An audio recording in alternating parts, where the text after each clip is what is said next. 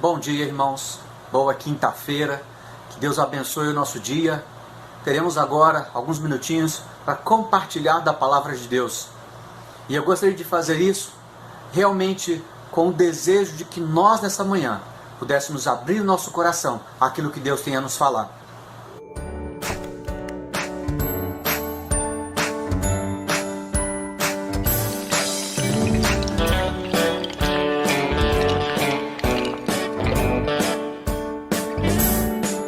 Que eu separei para hoje é o texto de Efésios, texto riquíssimo, capítulo 5 de Efésios.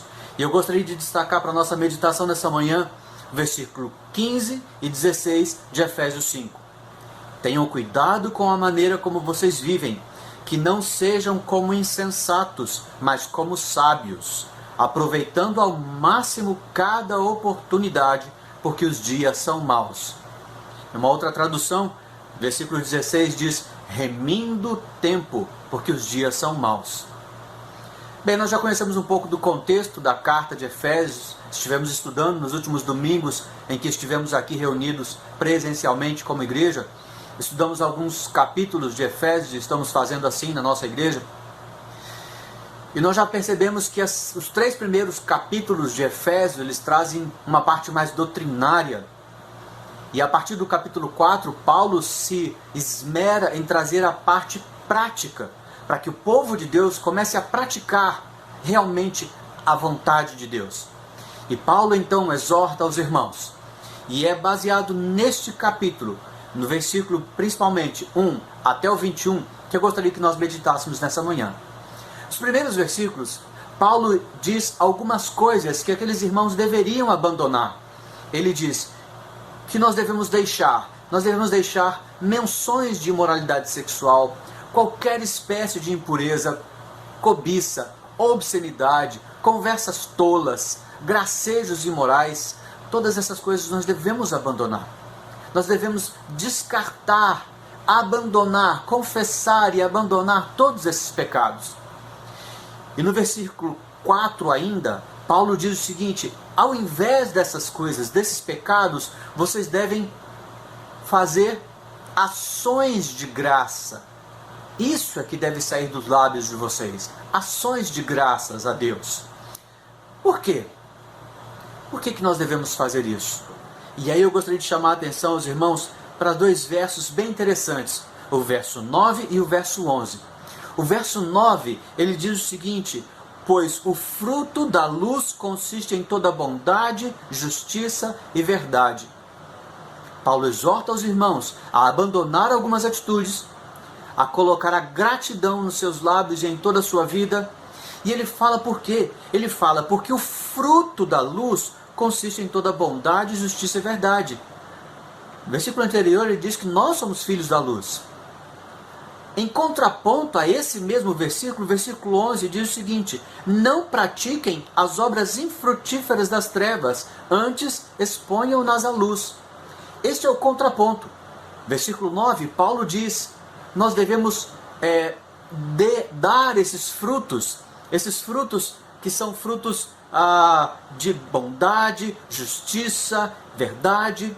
E no outro, versículo 11, ele exorta: não sejam cúmplices dos frutos ruins, de pecados, das obras infrutíferas das trevas. E no meio desses 2 versículos, o 9 e o 11, que um contrapõe ao outro, em termos de isso sim e isso não, tem o versículo 11, tem o versículo 10. E o versículo 10 ele diz o seguinte: e aprendam a discernir o que é agradável a Deus. Então, irmãos, entre o deixar, não nos tornarmos cúmplices das obras infrutíferas das trevas, e ao contrário, frutificarmos aquilo que nos é pedido, que são bondade, justiça e verdade, que são os frutos da luz, existe a procura por agradar a Deus. Agora, como nós podemos caminhar esse caminho? Como podemos prosseguir nesse caminho de abandonar o pecado, não sermos cúmplices das obras infrutíferas das trevas, mas produzirmos frutos que sejam agradáveis a Deus. E aí Paulo começa e ele dá uma parte bem prática para nós. Ele fala lá no versículo 15 e o 16, que foi o texto que nós lemos no começo. Tenham cuidado com a maneira que vocês vivem.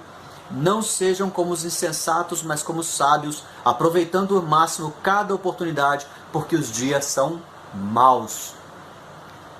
O que Paulo está dizendo é o seguinte: aproveita as oportunidades.